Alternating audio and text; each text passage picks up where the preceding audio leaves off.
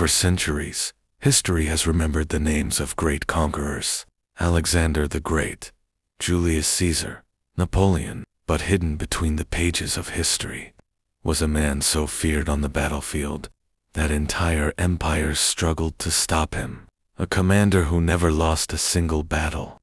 A warrior who rose from the deserts of Arabia and shattered the armies of two superpowers, the Persian Empire and the Byzantine Empire. His name was Khalid ibn Al Walid. To some, he was a hero. To others, a nightmare. But one question still remains. How did one man change the course of history forever? This is the story of the undefeated general.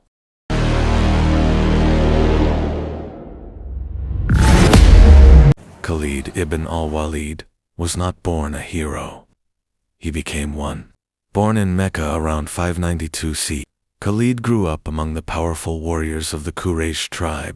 From childhood, he mastered horse riding, sword fighting, and military strategy. People admired his courage, sharp mind, and leadership long before he became Muslim. At first, Khalid fought against Islam in the Battle of Uhud. His brilliant tactics turned the battle in favor of Quraysh. He was feared on the battlefield and respected by friend and enemy alike. But something changed as years passed.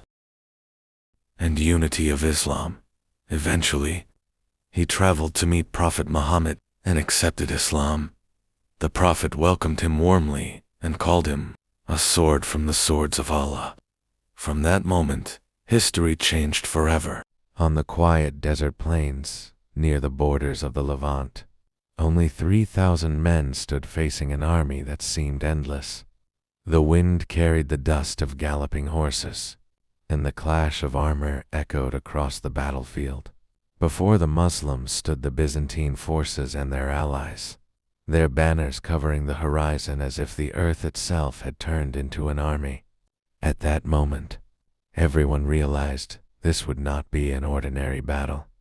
It was a confrontation between faith and fear, between courage and collapse. The army was first led by Zayd ibn Haritha. Holding the white banner high, he charged fearlessly into the enemy ranks, until he fell as a martyr. Then the banner rose once again. This time it was carried by Ja'far ibn Abi Talib. He stormed into the heart of battle as if death itself meant nothing to him. Historical accounts say he fought with astonishing bravery until one of his arms was severed. So he carried the banner with the other. When the second arm was cut off, he held the banner against his chest, before finally collapsing to the ground covered in blood. Chaos spread across the battlefield. 3,000 men, surrounded by a sea of soldiers. Then emerged the name that would change Islamic military history forever: Khalid ibn Al Walid.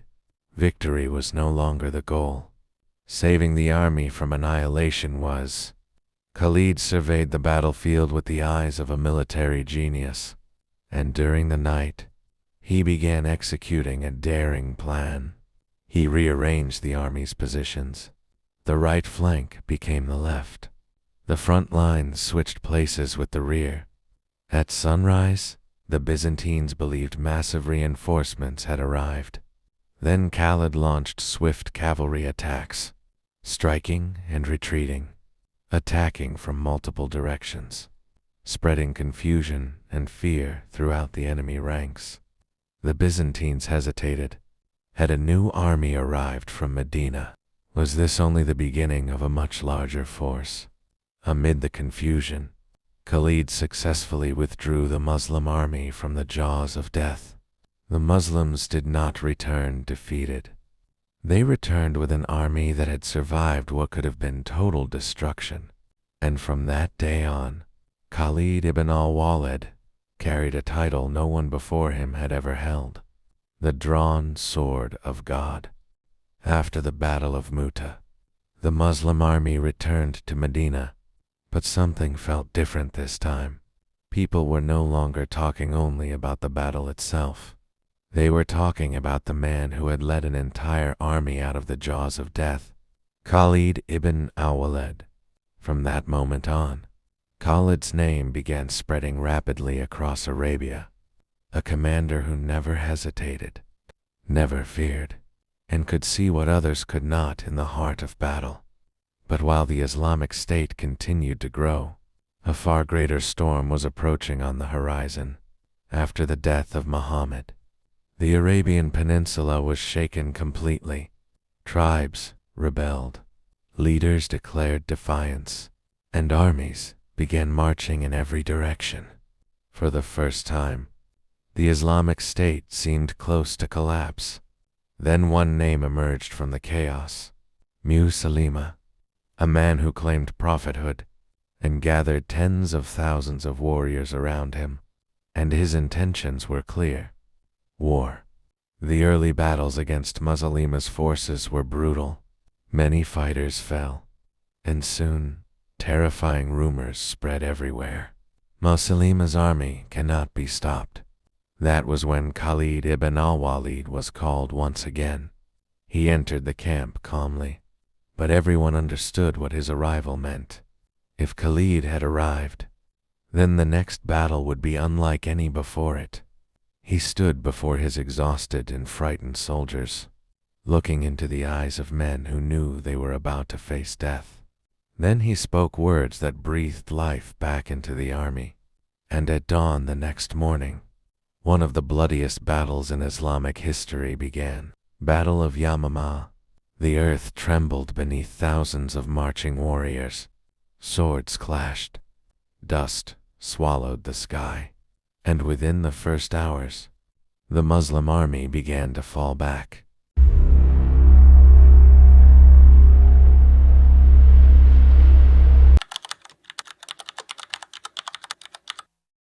Years after the Battle of Yarmouk, the Arabian Peninsula was burning. Tribes were rebelling. Banners were rising against the Islamic State.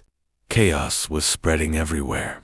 Then a man emerged who shook the entire peninsula. Musa, a man who claimed prophethood and gathered a massive army around him. Tens of thousands of warriors, ready to die for him.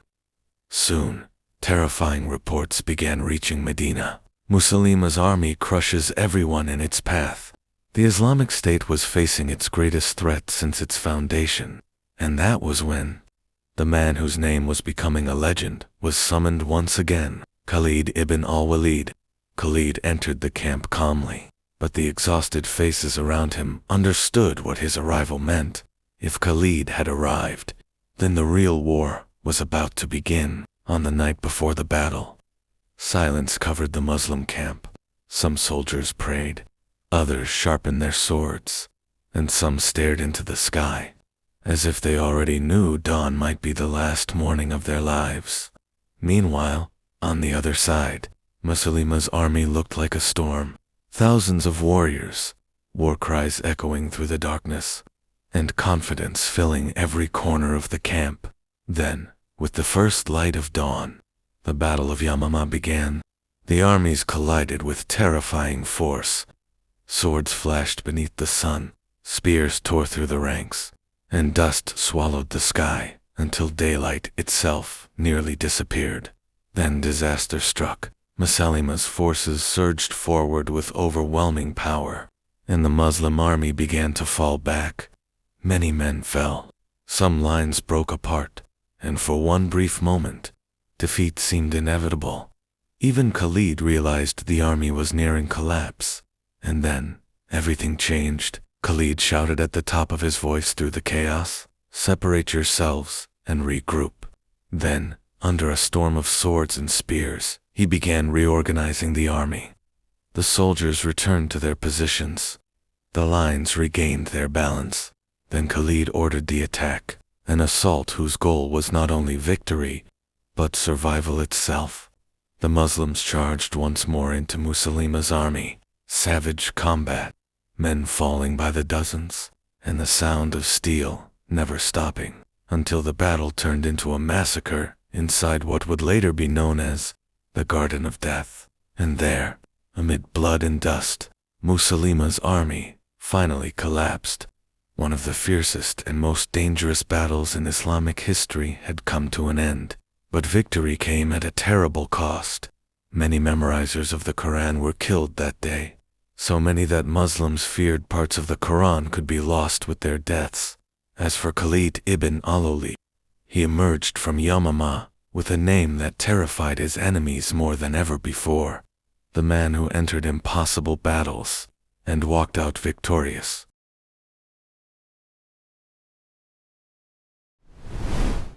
After the victory at the Battle of Yamama, Khalid ibn Al Walid did not stop. While Arabia was finally beginning to calm, another empire was watching from afar, the Persian Empire, a power that had ruled the East for centuries, armies believed to be unstoppable, and a state feared by the entire world. But in Medina, the decision for war had already been made, and within a short time, Khalid marched with his army toward Iraq, a long journey across the brutal desert. But this time, something was different. Khalid was no longer fighting scattered tribes. He was marching directly toward one of the greatest empires on earth. And when the Muslims reached the borders of Iraq, the Persians were ready. Heavy armor, armored cavalry, massive divisions standing beneath black and red banners. As for Khalid, he looked at them with terrifying calmness. Then the battles began, one after another. Wallah, Ulay, Al-Hira, and every single time, Khalid did something no one expected. He attacked with lightning speed, outflanked entire armies, and struck weak points before the Persians even understood what was happening. In one battle, a massive Persian army stood waiting confidently for the Muslims. They believed the battle was over before it had even begun. But Khalid disappeared for hours. The Persians had no idea where he had gone. Then suddenly, his cavalry appeared behind the Persian army. A lightning strike, screams, chaos tearing through the ranks. And at the exact same moment, the Muslim army charged from the front.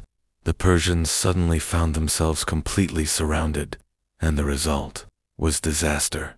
Khalid's name spread across Iraq with terrifying speed. Cities heard he was approaching and surrendered before fighting. Armies trembled at the mere mention of his name. It was even said that some Persian commanders asked only one question before battle: where is Khalid? But Khalid's greatest weapon in Iraq was not only victory, it was speed. He moved his army across impossible distances, appeared suddenly where no one expected him, and made his enemies feel as though they were fighting an army that existed everywhere at once. And within only a few months, one of the greatest empires in history began losing Iraq city after city. As for Khalid ibn Al Walid, he was no longer just a victorious commander. He had become a military nightmare haunting two empires at the same time.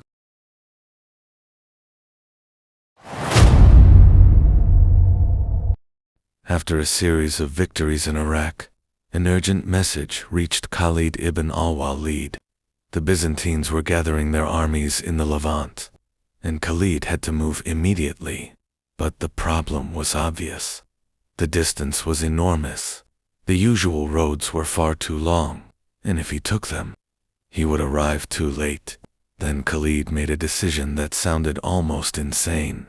He would cross the desert directly, not an ordinary route, but a deadly desert that no army dared to cross. A desert people believed no one could enter and survive. Silence spread through the soldiers when they heard the plan. Some stared at the endless sands before them, as if looking at an ocean of death. Others could not believe an entire army could survive such a journey. But Khalid had already made his choice, and with the first light of dawn, the journey began. Thousands of men marched beneath a sun that burned their skin. No trees, no water, no end visible on the horizon, only sand. During the day, the heat crushed their breath, and at night, freezing winds swept across the camp, as if the desert itself was trying to drive them away. Thirst began, destroying the army. Cracked lips, horses collapsing onto the sand, men falling from exhaustion. But Khalid kept moving forward.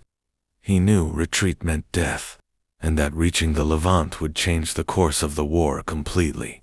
And on some nights, the soldiers looked at Khalid in disbelief. How was he still standing? How did he know the way through this deadly emptiness? But Khalid was not moving blindly. He guided the army with astonishing precision, relying on his mastery of the desert and guides who could navigate by stars and sand. Then, after days of an impossible march, something appeared on the horizon: trees, water, and the lands of the Levant. The army had survived, but the real shock was not survival. It was what happened next. Khalid reached the Levant faster than anyone believed possible. The Byzantines could not believe the reports. Impossible. No army can cross that desert. But Khalid had done it, and suddenly, his army appeared before the Byzantines from a direction they never imagined, and in that moment, his enemies realized they were not facing an ordinary commander. They were facing a man who could turn the impossible itself into a weapon of war.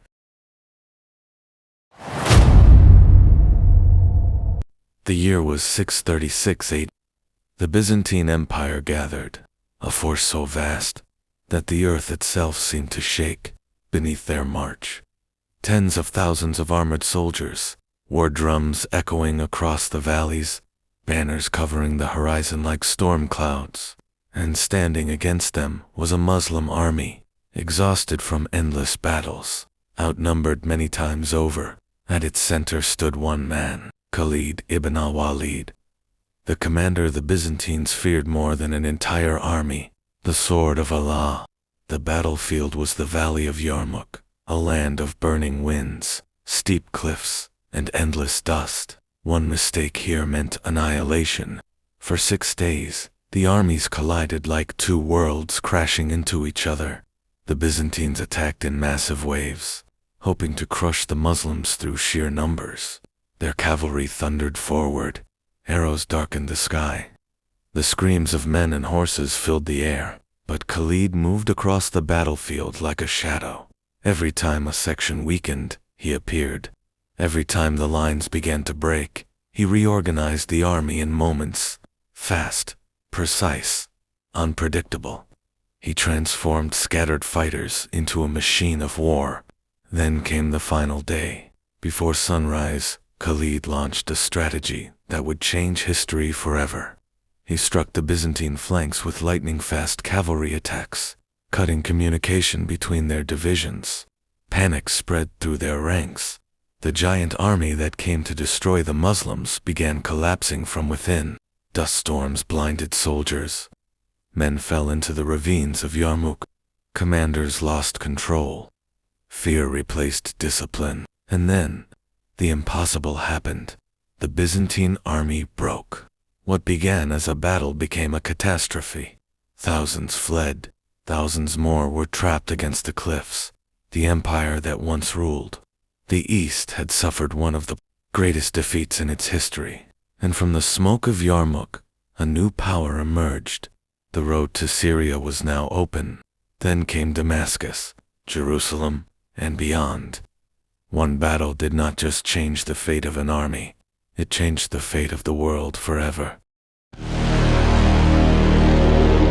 And so, after years of war, dust, and endless battlefields, the name of Khalid ibn Al Walid became legendary. From Muta to Yamama to Iraq, to the impossible crossing of the desert, to the crushing victory at Yarmouk, he was never defeated in battle.